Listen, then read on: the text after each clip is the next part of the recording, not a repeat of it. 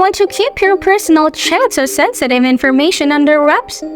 Blurring app previews on your Xiaomi phone can help you out. In this quick video, I'll show you how to do just that. Let's dive in.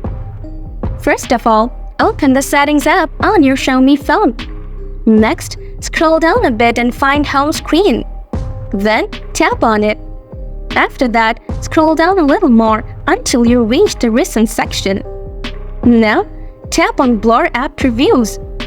Here, you'll see a list of apps.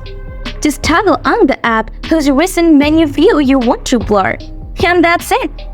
From now on, you won't see what's going on in the app from the recent menu.